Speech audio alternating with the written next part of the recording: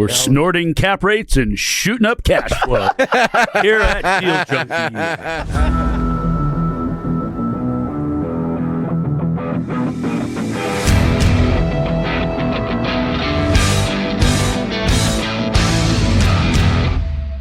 Welcome back to Deal Junkies. We've got a great episode for you today. We're so excited to be in the studio again. I'm here with my co-hosts, the real estate celebrity, Mr. Michael P. Nuss. Woohoo! Trevor GPT, we call him, the brains of the operation. Dane is not here. I'm thinking about giving Dane a nickname too. I kind of always call him the Wonder Kid or something, you know? Dane is something else. When we talked about being in Maui last month, he left. I said, you should come to Maui. And he was in Coachella. Oh, he left Coachella? He left Coachella to come to Maui. Right now, Dane is in New Zealand. He's 25 years old. He's doing deals, and he's traveling the world. I'm actually jealous of Dane. So we miss you, Dane. Well, Trevor says he doesn't miss Dane. Trevor is happy. Trevor's happy that Dane's not. I have to see Dane a lot more than you, so it's nice to get a break. Well, and in the last week, I think, was it last week that Mike and Dane almost got in a fist fight in the parking lot after you guys? Yeah, he ignored my phone calls. I was trying to call him to apologize, and he wouldn't answer. And I texted him like, "Dude, you were right. I'm sorry. Here's how you're right. Let me tell you." Dude, you should have seen them in the parking lot, though. They were about to start swinging. What were they fighting over? Monetary. I don't even know what they were talking about. Banks creating money. Yeah. Do banks create money? So we'll wait till Dane gets back. Also, we were both right. I have one more thing to say about Dane, in case he listens to this later. Oh, he will. So in Maui, he was trying to tell me he could calculate IRR by hand, and we were arguing about that too. Do you remember that? Can he do it? No, he can't do it. And we came to the conclusion yesterday that he cannot, and he finally admitted he was wrong. Okay, so Dane admitted he was wrong. Mike admitted he was wrong. We're just like, we're a kumbaya group here. Like we get in fights and then we admit that we're wrong. It's like counseling. We're a good partnership. Way to just segue into our topic today. Amazing. So today we want to talk about partnerships. I don't know if there's anything else in the intro that you guys wanted me to share. We're going to talk about deals too. We're going to talk about some of Mike's deals too. Yeah. Okay, so we'll do that. But we thought it would be valuable to bring some information. A lot of people ask us to be their partners. A lot of people are out looking for partners, and for me, I'm Gabe Johansson, by the way. I didn't give myself a nickname. Do I have a nickname? Oh, Megamind. Mike calls me Megamind. I don't know if I watched part of that movie. I'm not sure that's a good nickname or not. I think it's just because you're bald and have a big head. It's exactly what it is. It was one of your brokers that gave me the idea. And it was Jaron. It wasn't one of our brokers. Was it Jaron? Jaron Montgomery called me Megamind. That's what it was. I saw Jaron on the golf course the other day. Really? Yeah, I called him Chad. It didn't go over very well. You know, Jaron has a LLC he made called MMTG. He named it More Money Than Gabe. Oh my gosh. I can't wait to see him again. That is the best LLC ever. I think it originally standed for More Money Than God, but he changed it to More Money Than Gabe. So, wow. God bless him. Wow. Yeah, we own 5 houses together in Hermiston. That was that deal we talked about. Oh, yeah. Several episodes ago. Oh, I can't wait to pick his brain and make fun of him about that. We'll have him on the show. Let's get Jaron on the show. Yeah. Okay, so we're going to talk today about partnerships. I have several partnerships that I buy in. I know that these guys do too. Partners are, in my opinion, for me anyway, it's the best part and the worst part of owning real estate. I love people. I know that, not everybody is into partnerships. You hear a lot of horror stories about partnerships going bad. And so I think that, a lot of the reason why these partnerships go bad is that everybody comes together. Maybe they're a group of friends or family members or whatever, and they got this idea. They want to buy something. They can't buy it by themselves, so they buy it together. But they never really sit down and talk through what roles each partner is going to play, who's bringing what to the table, what happens if things go right, what happens if things go wrong. And then, typically you'll have the analogy that I used the other night. I spoke at the Corvallis meetup. Ryan Long invited me. By the way, if you're not going to meetups, there's some really great real estate meetups. Mike's in Portland. Trevor's got one here in Salem, and we went to one the other night in Corvallis. And the analogy I like to use is it's like two parents walk into the mall with their 2-year-old kid, and inevitably one parent thinks the other parent's watching that kid, and they both go off in a different direction, and next thing you know, the kid is lost. Never had that happen before. So, partnerships can create a new problem you didn't have before, because when it's just you have to pay attention. But as soon as you add one more person, you can sort of start to feel like, it's all good. The other person's got it under control. So you can really run into some problems with partners by being, maybe too passive or lackadaisical, or not knowing what your role in that partnership is or what their role should be.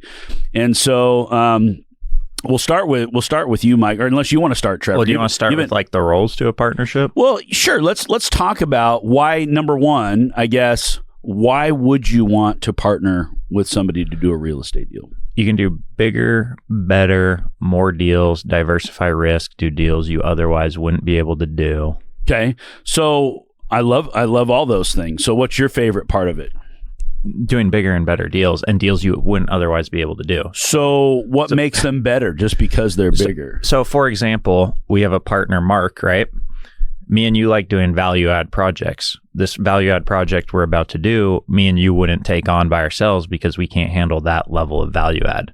Now we can go structure that deal, find the deal, and actually execute it now because we have a partner who knows how to do that portion of it. In terms of project management, running the crews.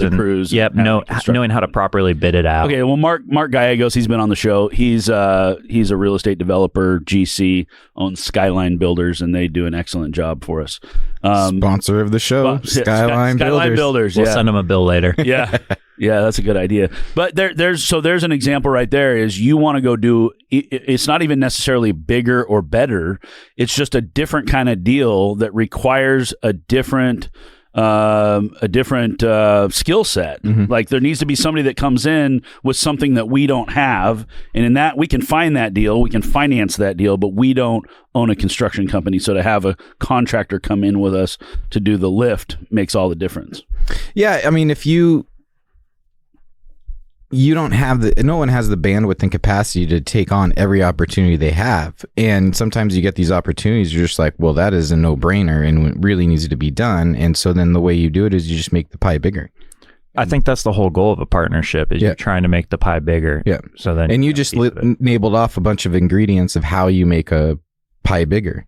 The other thing is you spoke more like a JV, like a one type deal partnership, and then there's partnerships about operations and whatnot. But the way I kind of look at it is first you have to value it, then you have to define the role. Value the deal or the partnership? The partnership. And I kind of look at it three things. There's the deal, who brings the deal, who structures the deal, who figures it out.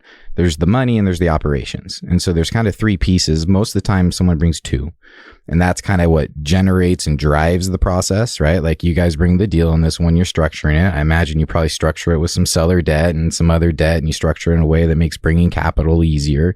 And so then what you do have to bring is probably less capital, but then you need the operation side. Mm-hmm. And now from a bandwidth and facilitation standpoint, you're right in your wheelhouse.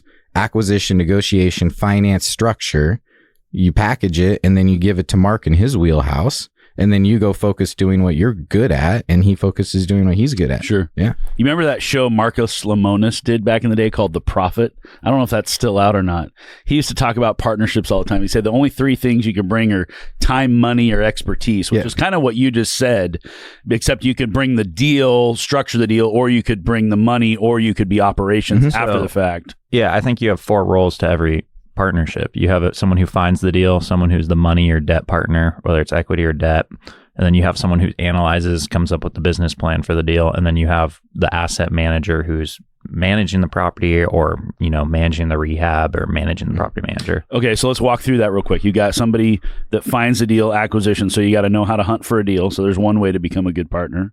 There's somebody who knows how to build the debt and equity stack. So you know how to find lenders or investors. Or you have money. You're fundraising or you're writing a check yourself. Mm-hmm. The third one was a visionary who builds a business plan. So you're analyzing the deal to make sure it actually works.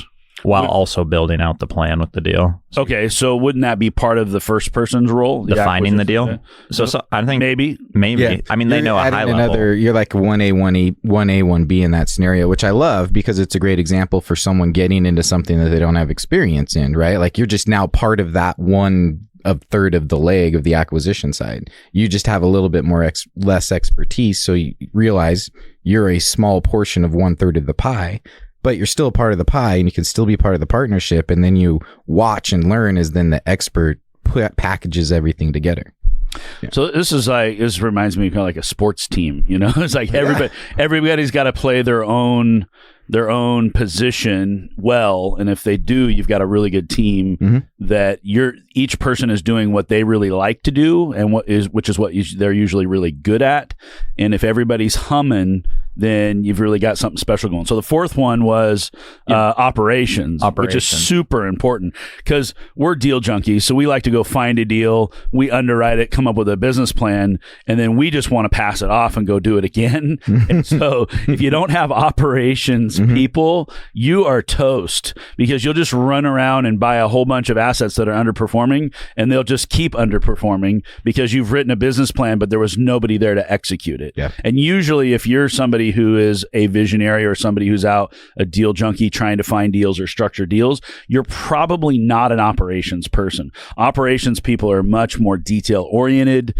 They're in the weeds. They're a brake pedal, I call them. Whereas, somebody who's out looking for deals or underwriting deals might be more of a gas pedal or be a little bit more higher level thinking to where they don't want to take the time to go figure out, how they can lower the utility bill by 10% or whatever. They're not thinking on that level. So you need people on your team to do, we call it asset management. You need people to go out and execute your business plan. Yeah. And you can, when you're starting out, you're typically playing all four of those roles on a lot of deals too. Because you're by yourself. Well, and that's probably why a lot of people don't make it very far, is because you're not going to be good at all of them typically. If you are, you're a great partner. Yep. Well, and that's where partnerships then make that person happy.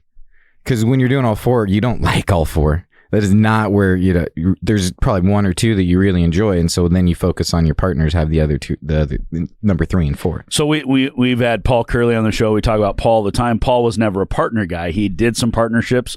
Every single one of them went south. He just swore off partnerships decades ago and didn't have partners again until he and I became partners. And he and I have had a wonderful partnership, and it's been amazing. Like, we've done really, really well together. But he had some bad experiences early on where he just needed somebody that could write a check, or there was something he needed in that partnership, but they didn't offer. To me, a good partner offers all 3 of the benefits of partnership. I like to bring in, especially I like to bring in these young guys. They've got money, they can write a check, they've got expertise, they're smart. I like to bring in people that are smarter than me, younger than me, richer than me, if I can. That's a good partner, right? Yeah, because you're always trying to up-level yourself. Yeah. And that's the smart thing, is you don't want to be the smartest. Someone will, but you don't always want to be the smartest. And so what I love is the example of your 721 fund. You look at your partners in that fund, right? So you have Logan, who kind of just is the quarterback of it all. You have one of the best real estate CPAs in the city of Portland, in the metro area. You've got your attorney. They all fit a role on the board that they specialize in and expertise, and then everyone can just rely and know that part's done. But you also have someone that's watching it. Yeah. And making sure that everything works right. I'm curious because your partnership with Paul, you guys are kind of similar. So you guys both play. Yeah. What do we bring to the table? We're both just crazy. And so we talk about that actually sometimes, that we might not be the best partnership. If you were just to design a partnership, you probably wouldn't do it that way because we don't see the downside risk. Neither one of us can see it. And so we jump into stuff that we probably shouldn't jump into. The point being, though, is that in good deals, we love sharing in the profits, and in bad deals, we're happy to only have to write half the check. And so a good partnership to me doesn't necessarily mean that you went out and made more money than other partnerships. A good partnership to me is like a good marriage. In the ups and downs of life, you stuck together. You were partners for more than just the reason of hey, I couldn't buy this deal unless somebody could write a check. To me, that's a really bad partnership, because when things go south somewhere down the road, and things will always go bad. I mean, they might not go completely bad, but in every deal, there's going to be hard conversations. And that's where partnerships start to fall apart, especially when there's a capital call and you say, okay, and this is one of the things I do when I'm setting up a new partnership. Trevor and I bought a portfolio a couple of years ago. It was a 58 unit portfolio. And it was a pretty big deal for us, $7.2 million deal. We sat outside in the car. It was pouring down rain, and there was 4 of us sitting in the car that wanted to be part of this deal. Like, our broker wanted to be part of the deal. We had another guy that I had brought in that I thought would be a good partner on the deal. And we're sitting there, and I said, okay, guys, if we make $1 million, how much of that pie do you want? And everybody, raises their hand and say, I want the whole thing. I mean, it's obvious, right? You want as much of it as you can get. And so then I said, okay, now I have another question. We're going to flip the switch. If we lose $1 million and we got to write a check, how much of that $1 million check do you want to write? And our broker raised his hand. He said, I'll take 5%. And everybody else went around, and it's like, okay, that's the right way to see it. And then to know going in, is this a partnership where you may have to write a check? Is it a partnership where we're planning to make cash flow? Is this a partnership we plan to do multiple deals with? Is this a deal that we're going to hold for 5 or 10 years? Like, there's a lot of layers to this that need to be talked about. And I think that one of the biggest mistakes is not to sit down and go, number one, how much of the deal do you want? Number two, what role are we going to play? And in that meeting we had, it probably only took 20 minutes.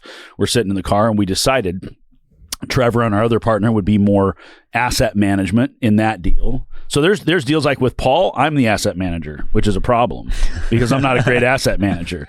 In our partnership that we have, you and Jordan are asset managers in that portfolio, and you guys do a great job. But so in each partnership, you might play a different role. In some partnership, you might bring money. In one partnership, you might bring expertise. Like, it could vary. Mm-hmm. But ultimately, the idea is that you want to partner with folks that are. This is like getting married. And by the way, to me, your marriage to your spouse is the number one most important partnership that you need to focus on, because if you marry the wrong person going in, everything else in life is going to suck. So you start with that. I think if you can have a good marriage, that shows that, you might also be a good partner in real estate deals, or maybe not. I'm curious what you think, Mike. I don't know anything about marriage, so I'm not going to say anything about that. I was going to say about marriage and partnerships. No. I've been divorced twice, and Mike's been divorced too, so we can tell you all about marriage. Yeah. That's okay. What he said is spot on. Yeah, but go ahead. So do you think it's better to have one partnership that's going and working together for a long period of deals, or you go into many different partnerships to acquire deals? Yeah, well, I think each partnership has its own kind of lifespan going in, right? Is this an infinite partnership? Is it a JV-oriented partnership? Is it a test the water in a JV with desires to extend into a partnership? And so in the way I kind of think of things, I try to think on things in longer time constructs or time frames. And so I want every partnership to be in that arena when I'm looking at what are the players we're bringing in. Otherwise, it's just a JV, and it's very specific, and it's very easy to value, and we're using a professional property management company, my property, right? Asset management, simple because it's hired out here. It's a very small strategy. And does that make sense? Whereas if it's more of like my condo development company, that's a partnership with lots of roles and outside team members and inside team members. And I've got staff and he's got staff, and it's a huge partnership. But we looked at it as a 3-phase partnership. Here's phase 1, proof of concept. And we're going to use hard money and private capital for that. Here's what our rules are for that development side. Here's how we're looking at all the deals.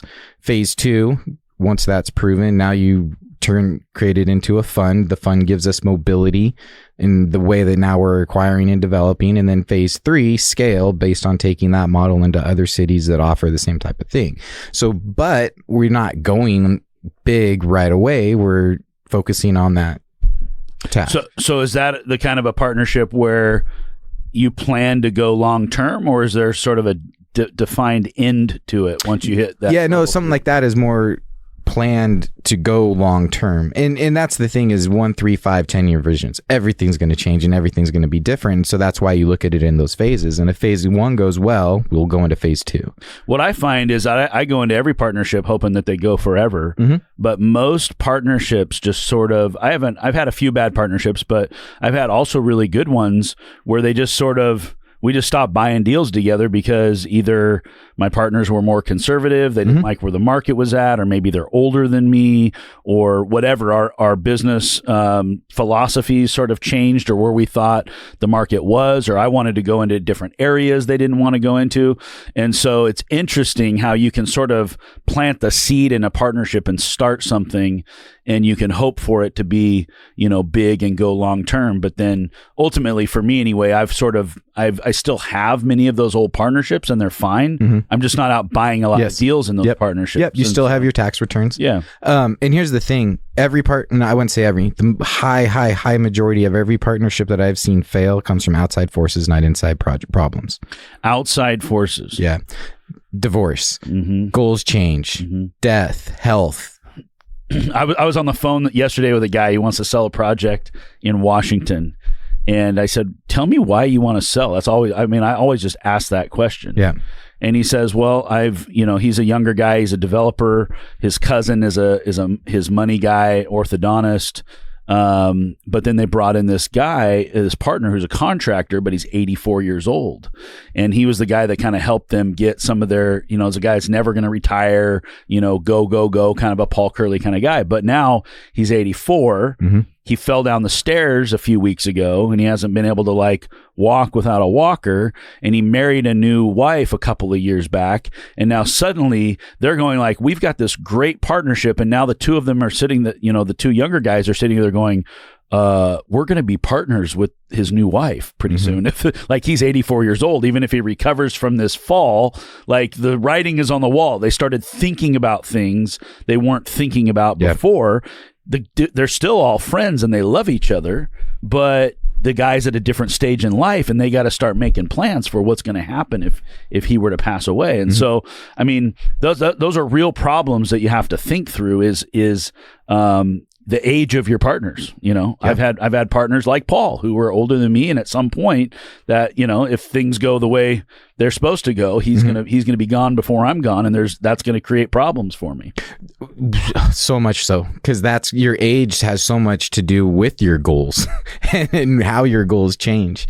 And we're gonna talk about a deal of mine. We can talk about my partner in that scenario, how his partnerships have changed. So when I first met him, he had a partner in his other company. They're getting into real estate, mental health. That partner had a mental health episode, and that became a huge ordeal for him to untangle not only the partnerships in real estate, but then the partnerships with the business, which he did. And then he forms a new partner on his business side, and then he gets more partnerships on the real estate acquisition side. And his partner was actually Bob Thomas, who came and talked the other day. But to Bob's in a point in his career where they did a lot of acquiring, he's got his asset management company, young kid, he's not wanting to take on any risk. My partner, we've been talking about doing rentals before. We've been talking about buying towers in downtown. We created a partnership about 2 years ago with my old partner to buy rentals. We bought a couple of rentals, but then that partnership's gone. So that partnership is done, right? It's fine. It's operating. All the assets are good. But it's not going to continue. It's not going to continue. Exactly. Assets, yeah. So now he and I are starting a new partnership, right? So it's just this, and that's how incestual real estate is, because you're in a community, you do the same type of deals. You're all deal junkies. You all have similar skill sets, some overlapping, some not, but you want to make that pie bigger. And every one of those relationships outside of the mental health episode, they're all healthy, fine relationships, and that's the beauty of it, is you can go further, you can compartmentalize it, you can shrink the pie, you can increase the pie. Did that opposite. This is the whole reason why Logan dreamed up the 721 exchange, I think, for the SMI fund, is because we had all these scattered partnerships, and they can kind of all go in their own direction, but at some point, if you can consolidate all that and bring them all together under one roof, we were able to pool everybody together, and they trusted us as the sponsors. And then it took a whole bunch of smaller partnerships that may not go very far, pulled them together so that we could go do bigger stuff. Have you ever done a deal by yourself, Mike, without partners? Have you owned stuff by yourself? But that was before the crash. Okay. So that was because when I came out of the crash, I didn't have enough. I wasn't viable as myself. And Okay. so since then, everything has been in partnerships. And so, let me reframe that. So ever since the beginning of this year, when I bought out my partner, everything I've done since has been just in the company that I now own. So that would technically be just me. But I've got a team and employees that kind of run it. So yes and no. So you're moving into a phase, at least with your business, where you don't have partners. No, it's actually opposite. I'm moving into a phase where I'm expanding through partnerships. Okay. Mhm. Okay. And Trevor, you did your first 3 or 4 deals without partners? First 2 deals, and then I realized I couldn't qualify for debt anymore. So then I learned about partners. Okay. So what when you guys owned Bill, I've never bought a deal without partners. Literally. I don't own anything. I've never owned any real estate by myself. I have partners in everything that I own. So I don't know what it's like. I mean, to be honest with you, it started for me. I took on partners because I was scared. I felt like I needed a guy who owned a property management company, or I needed somebody who was a contractor, or I needed somebody who had at least done it before, who could walk me through the process. Because when you've never applied for a commercial loan or even a residential loan, or you've never bought a property, you don't understand where the pitfalls are. Like, I mean, for me anyway, it was just sort of like a lack of confidence. I knew that I just didn't have any expertise. I had time. I could go look for deals. I didn't have any money. I didn't have any time or money. I could go out and build some expertise and go look for deals and find my way into deals, but I didn't have anything else to offer at that time. And I was scared. I mean, I see people, we have people on our team that, on the SMI team, we have brokers that go out and buy deals by themselves, and they're fairly new at it. And they just say they don't want the mess of partners. And so they go do something much smaller on a much smaller scale, just themselves, but they don't want to deal with the different nightmares that can come out of partnership. But from what I can tell, the velocity of how fast they can build their portfolio is a lot slower. I like Paul. If Paul hadn't have taken that 2 or 3 decades of no partners, like he would have been, of course, he might have got himself into some bad partnership. The way he gets into partnerships. Yeah, it might have all just blown up on him. But I see a lot of missed opportunities. The guys that are in this area that have, made it to billionaire status, they did it through partnerships and syndication. So I think they set the stage. They showed us how to do it. Do you think fear comes from personality type or experience?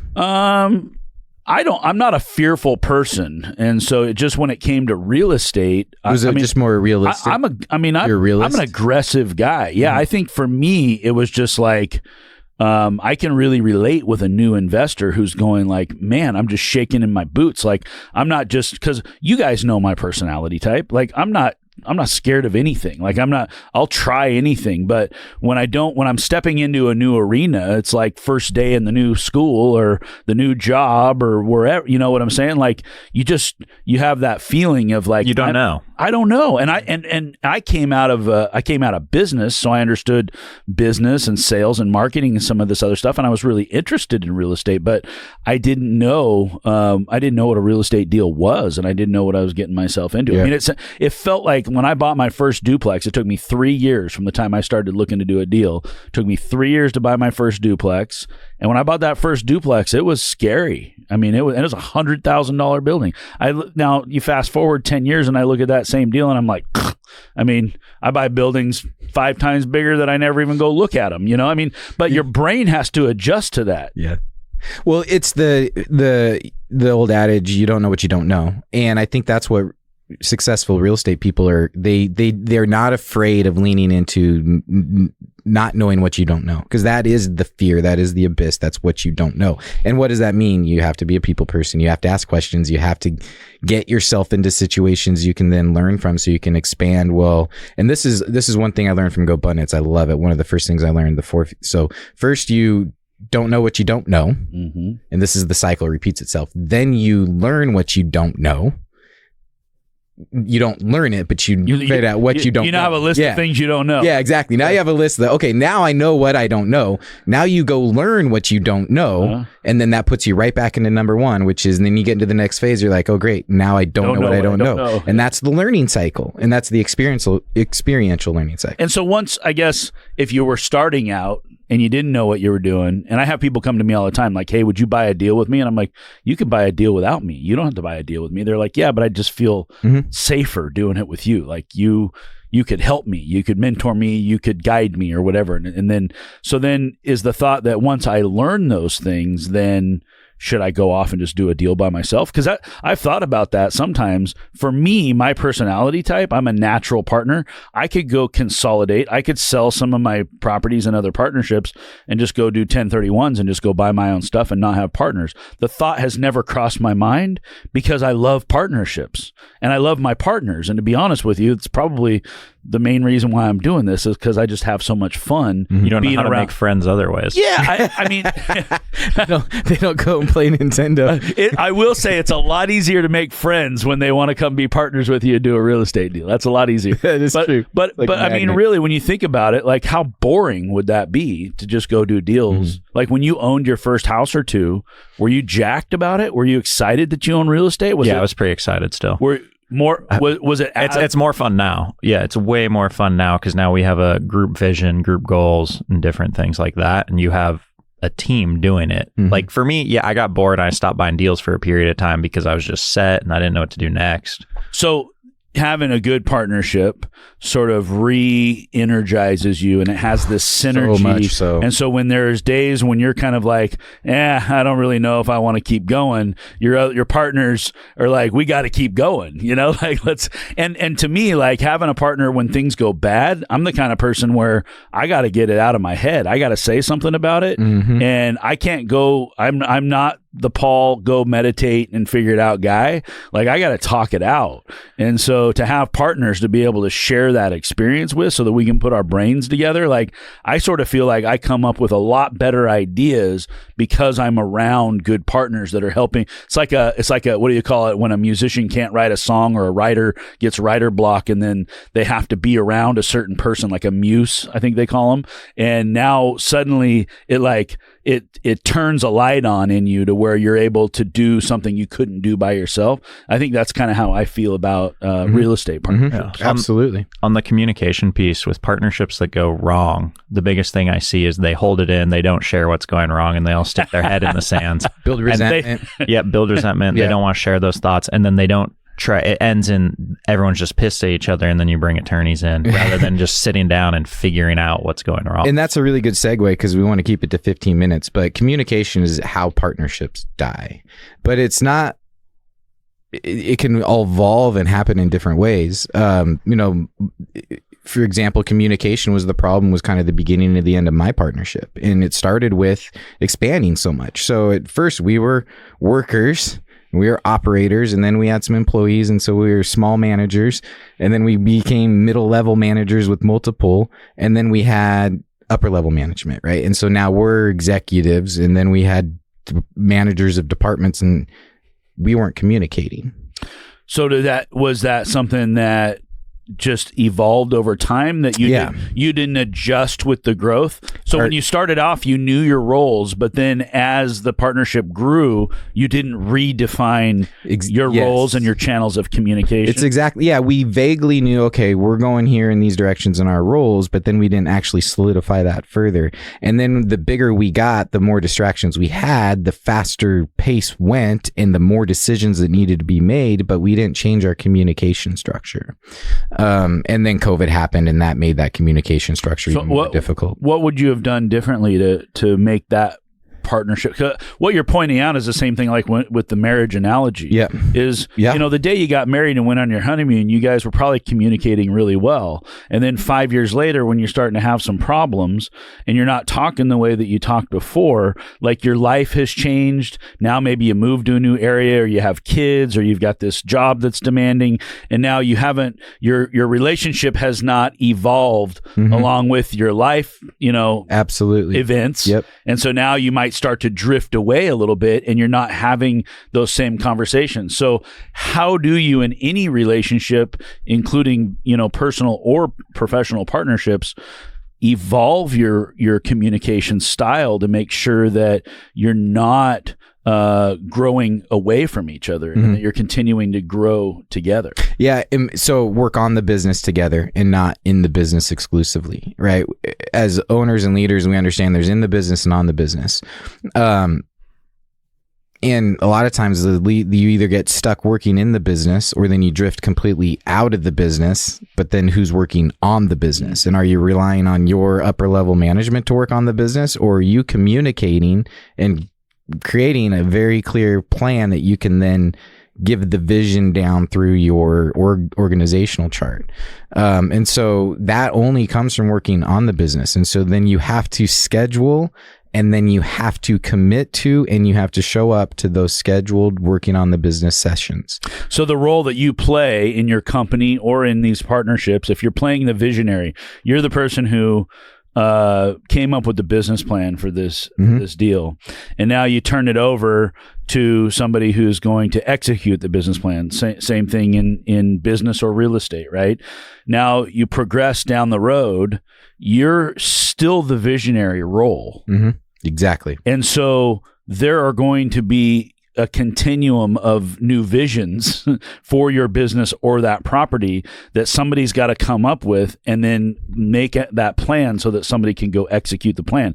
I think that's one of the biggest problems with real estate, is it feels sort of almost too easy.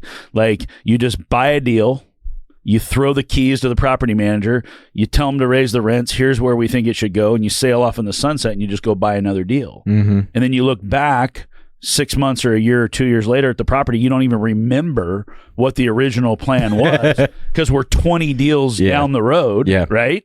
And so then you have to go back and revisit it and go like, okay, not only are we meeting the original business plan, but are we developing an updated business plan for this property, because the market has changed, things are different as we go, right? And so as somebody that is that upper level, it can really, really be hard to go back. It's not as fun to go back to a deal you already bought a year ago and try to figure out what's going wrong and create a new vision than it is to be creating a new vision for the next 3 properties that you're going to be buying. Like buying a new deal gives you that hit. It gives you that dopamine release that you're looking for. Going back and like fixing an old deal, like you just end up going like, do we even want this thing? Like let's just dump it. Sell it, move on. Yeah. 2 things came to mind when you said that. One, measuring helps you communicate. Like you have to have metrics, you have to be able to have key things, and you have to be able to have metrics, because those are the expectations you can communicate around. And the other thing, when you look at the 3 legs of a deal, each leg typically has a really fundamental misunderstanding of what the other one does, what the details are, what's involved, how much it takes. And so as the quarterback, as the visionary of that partnership, you have to let people understand, money guy, this is what operations is like. It is a bear. Understand what they're going through, so that way they have the leash that they need to be successful, but at the same time, watch the leash. And then on the acquisition side, make them know this is where we're adding value by structuring it this way and getting us a delayed closing and doing this and you have to get everyone on board, so that way everyone sees what the value is. And nobody's going to see that picture unless you give it to them, because you're the visionary. You're the one that sees all the players and where they're supposed to go. And the other players aren't going to know where each one of them is going unless you give them that vision and give them that plan. I mean, it's a great the sports analogy really is a great analogy. So when you're starting out, you're going to start out a partnership. I think that, one of the really key questions is like, what happens if things go wrong? Like, are we going to write, everyone's going to write a check. This is where we've had partners that didn't succeed with us because it got to the point where it was time to write a check. They couldn't write a check. So how do you find out? What are the other pitfalls that you run into when you first starting a partnership? Well, I think to touch base on that real quick, what you try to do ahead of time is put it in your operating agreement, what happens when things do go wrong, and try to think worst case scenario on the front end and what's actually going to happen, and then you solve that problem ahead of time. Other things that go wrong is someone's just no longer invested in a deal, like they're going off and doing other things. Well, I wanted to go a different direction real quick because we're about out of time. Okay. Yeah, we're going to end it here in a minute. But so Logan, I want to talk about efficiencies. So you're saying Logan was bringing in all these partnerships together into this one fund. I'm assuming it's because he can grow and scale faster. Do you think for your point in your career, it's better to go off and partner in a bunch of different deals, or to try to focus on one partnership with a business model to grow and scale? Well, I'm not nearly as smart as Logan, but I probably am more of a deal junkie than he is. So I just want to do deals. And I'll go off and buy a rental house with somebody. Like, I don't know why. I just do it because I want to help people. I like it. I have fun. I'm making friends. I buy it. I'm still going to make money at it, right? The pitfall that I have is that any one of those partnerships could go bad. And I could go buy a dinky little rental house somewhere and turn it into a lawsuit that takes up 90% of my mental energy because I'm dealing with some stupid thing that I shouldn't have to be dealing with. That's the risk. Well, I think even if it goes good, there's risk because you have the opportunity cost of now you're thinking about this deal versus... You can answer that question two ways. Logan answers it in a balance sheet way. I want efficiencies for scale, for wealth building. Gabe answers it with the personality way. I want to have fun. I'm here to have fun. My balance sheet may not be great at the end of the day, but I'm fulfilled. Yeah, and for me, like the balance sheet, it's fun to watch the number go up, but it's not truly what enriches my life. Yeah. People are what enrich my life. Zelda does. That's when I hide from people. The more I play with my grandson. Oh, are you an introvert? Is that your recharge way? I did take the personality test. Yeah. I think I am. I'm like a extroverted, introvert, or whatever that means. Broken. I don't know what that is. I don't know what I am. Maybe I am an. I don't know what you are either. Enigma. No one does. Enigma. We're gonna call him Gabe the Enigma. But so I guess to go back to Logan for just a minute, Logan and I had here's the reason why I do all these partnerships is way back in the day, I met Logan. Logan and I decided to do some stupid little deal together. And then later on, we did some other little stupid deal and we found some other partnership. And the next thing you know, like over the years, we had all these little fragmented little partnerships where we owned all this little crap everywhere. It was like the same thing I'm talking about right now. It sounds kind of dumb, but then Logan dreams up the idea, hey, we could take all these partnerships and just combine them all into one fund. And now we have $16 million worth of assets and we can go launch this off, utilize the cash and the equity from that fund to go out and do big deals. So we went out a couple years ago and we bought our first big 100+ unit project. And in that case, we didn't have the fund. So we went and Logan talked about it in the episode. If you haven't listened to Logan's interview, you got to listen to it. It's one of the best interviews we've done. But we did 9 exchanges. I think it was a 9-legged exchange. And we proved it in that model that we could take these little scattered properties and all these little partnerships, and everybody trusted us enough to pool those assets together, go sell them, and go into this big 100+ unit project. That 100+ unit project could be my entire retirement plan. I could have just done that one deal and be done with real estate. It's going to turn in, ultimately, that's going to be like a 200+ unit project. We're building on the site. We're splitting 2 beds into ones. We're doing all these different things at that property. I would have never been in that deal or been in the legacy fund if I hadn't met Logan early on and done a bunch of little stupid deals. So I guess my feeling is, I don't know how many of those you can do, but I sort of feel like if I go buy a 4-plex with some new partner or something like I've done recently, maybe that's the last one we ever buy. Hopefully we're friends and it doesn't turn into a lawsuit, but maybe one day that turns into a little bit more and a little bit more and a little bit more. Maybe all those assets come into a fund, or maybe it gets traded into a 100+ unit project. So I look at every deal and every partnership as, Mike's talked about, you plant the seed, you water the seed, to me, it's just fun to go out and plant new seeds. Yeah. I don't know if it's smart on a spreadsheet. Logan would probably tell me, and you'd probably tell me, Trevor, that to just focus on one partnership only and just spend all my time and all my effort, that would be the best way to grow the portfolio and grow my net worth. But I'm just having fun. Yeah, life's not here to just grow wealth. Life's to have fun. You got to be fulfilled. Well, did we cover what we want to cover? I don't know if we covered all I would say this one thing. The institutional mindset. We got to go get a boat. The institutional mindset of what Logan's doing, your multiples get bigger, your cap rates go down. When you can compile everything together, now everything is more valuable. Plottage value. We talk about it in real estate two side-by-side properties. You're doing that through a financial vehicle, which is just really cool to watch. But if you started out like, when we had Michael Hamilton, Seneca Development on, he talks about like he's a young guy and he goes out and raises he raises tens of millions of dollars and just goes and builds these big buildings. Like, to me, I'm sort of a small thinker and like, sure, I'll go buy a duplex. Like, maybe to Trevor's point, that's a waste of my time, Maybe money, your and deals, energy. your partnerships are too small. Well, but you like the young guys. Hey, we gotta go. We do. Moral of the story: go out, partner with everyone you can. Take action. So before we wrap up, Trevor and I did just enter into a new partnership, and the first thing we bought was a boat. Did you? So we're gonna go. That's why we got to wrap this up now, because we got to go pick up our new boat. I keep having a new best thing about doing this podcast with you guys. Apparently, it's boating in the summer now. I'm pretty sure that that is not going to be the seed that we need to water to grow into our portfolio. But we feel like we'll have really fun meetings on this boat that will turn into. Can you bonus depreciate that? Maybe. That's a good question. You probably can. Okay, guys, thanks for joining us. We're talking about partnerships here on Deal Junkies. We sure have fun recording this for you. We hope you love it. Please share it. We haven't really advertised too much yet, so we would love to have a few listeners listening to what we're doing.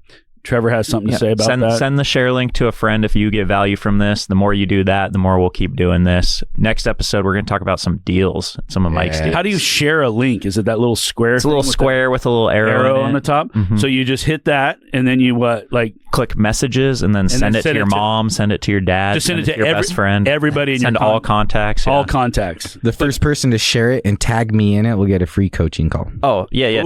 Tag Mike, share it. Tag Mike on Instagram. Rarebird Mike. Rarebird_Mike. Rarebird_Mike, and a free coaching call. That's worth $100,000 of value right there. It's priceless. I think it's worth more than that. Yeah. $120,000 worth of value. I think I'm going to do it. I'm going to share it. Ooh, oh yeah, I'm going to do it. I'm going to go do it right now. Does that count? This is a good deal. All right. Thanks for listening to Deal Junkies. We'll see you next time.